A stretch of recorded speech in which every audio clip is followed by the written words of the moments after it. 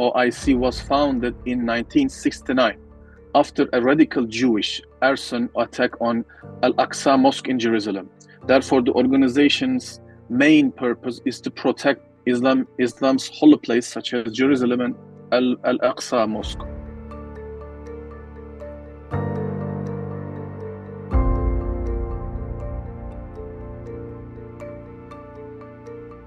I think there are at least 4 points to be highlighted. The first one is about regional scale.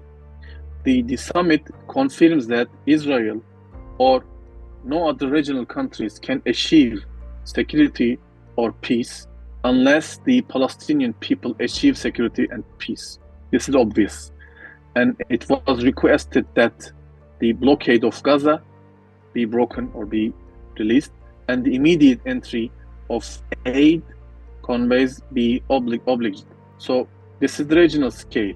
In terms of international scale, the International Criminal Court was requested to complete the investigation into wars, crimes committed by Israel, since Israel does not care, and it bombs the hospitals, the camps which host the refugees. So Israel war crimes and inhuman massacres were condemned.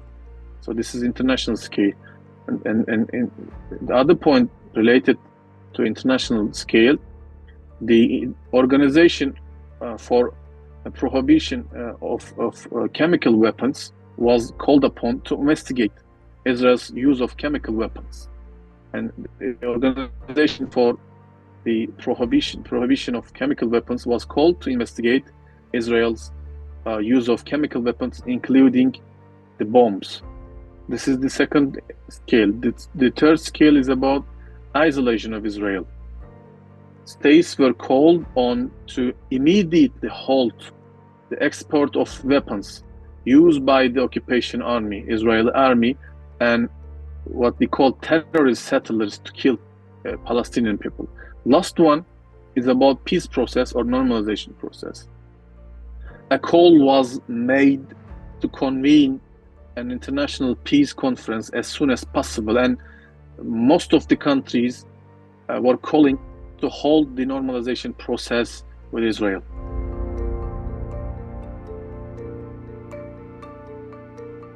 There have been lots of resolution or decision taken by OIC, but let me make it clear that the Organization of Islamic Cooperation, OIC, always takes a reactionary stance regarding the Israeli issue. I don't call Palestine and Israel conflict because there is no Palestinian problem. This is something problem related with Israel. So first, Israel carries out an action on and Palestinians' rights are pressured or taken by Israel, and then the OIC takes steps. So there is no preemptive steps or an independent agenda. So for this reason, meetings, summits, or statements, or any resolution or decision taken by OIC remain always symbolic. All the decisions taken so far are similar to the resolution or decision taken by the United Nations. Many decisions were taken on fundamental issues, such as the establishment of a Palestinian state within the 1967 borders with East Jerusalem as its capital, preventing Israel from its occupation and settled policy, or enabling the Palestinian refugees to have the right to return to their countries, and the status of Jerusalem. However, most of the decisions taken by OIC did not turn into concrete actions or concrete steps for the interest of Palestine. I think there are at least six resolutions announced by OIC, and the last the resolution was announced just 5 days ago in the summit held in Riyadh.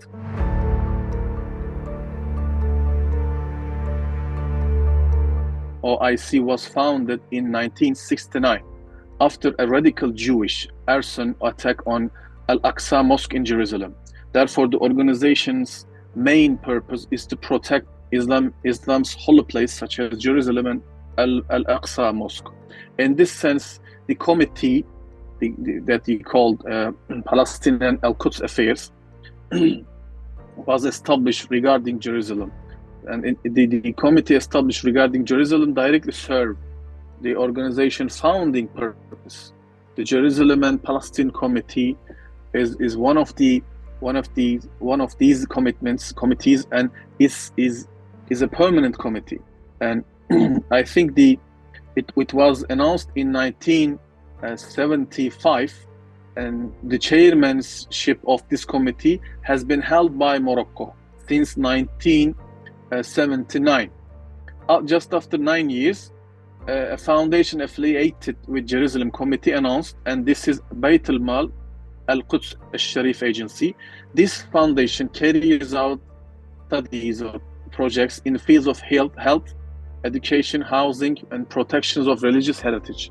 And this foundation or agency, which was established with the initiative of King Morocco, was mentioned for the first time at the 15th meeting of the committee, hosted by the city of Ifran, which is in Morocco. So Jerusalem Committee consists of following 16 countries. Not all members of OIC are members of this committee.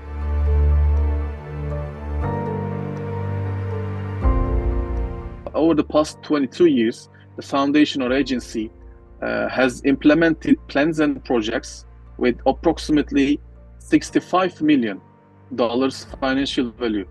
And this foundation's budget was spent on education, housing, as I told you, health, for cultures, or supporting women, or caring for young people, children, and groups in difficult situations. But, however, the committee or agency needed to be more capable of solving critical issues such as settlements problem, or as our Prime Minister Hakan Fidan, called that this is not settlement. This is about thief. They are stealing Palestinians' house and their gardens.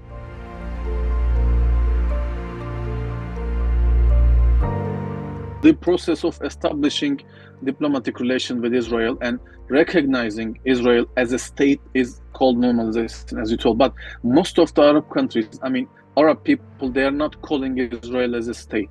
They are calling Kiyun Sohyoni as an entity of Zionist entity.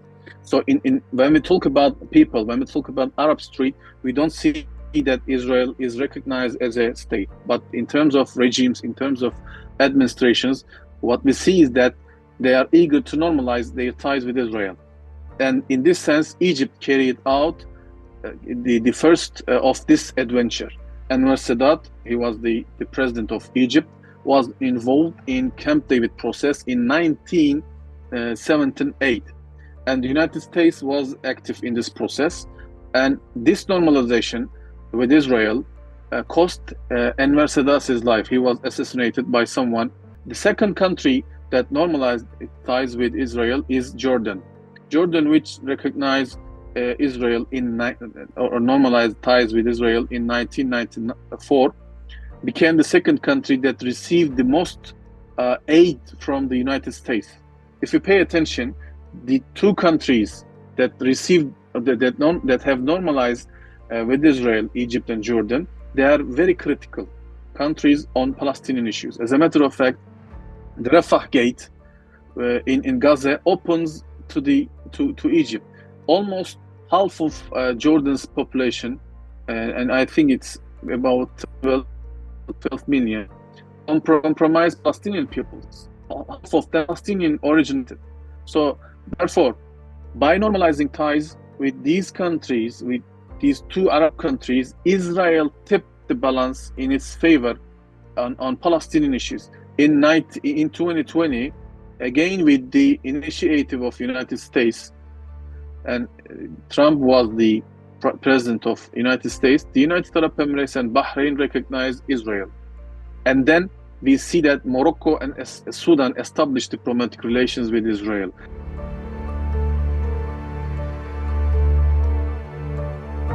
Saudi Arabia is a country called the servant of the two holy mosques, Khadim al-Haramain. And the policy of Saudi Arabia has changed a lot over the time. So the Saudis that provided more financial support in the wars against Israel imposed an oil embargo on the US because it supported Israel in 1973 war. However, at this point, it can be stated that Saudi Arabia is more inclined to abandon this policy, since the Crown Prince of Saudi Arabia, Mohammed bin Salman, and his statements prove that Saudi Arabia no longer defines Israel as an enemy, but it sees Israel as potential strategic partner.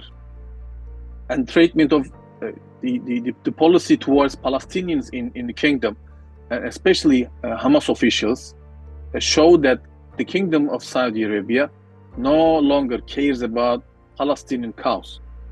So the Arab Peace Initiative, which was announced by King Abdullah in 2002, still contains the condition officially accepted by the kingdom, but the Saudis say the Israel problem cannot be solved without building a Palestinian state with Jerusalem as its capital on the 1967 border.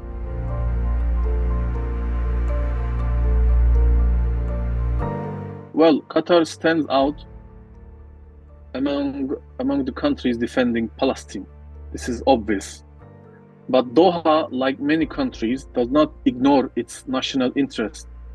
For example, in 1994, Qatar has allowed Israel to open a trade office in Qatar, in its land.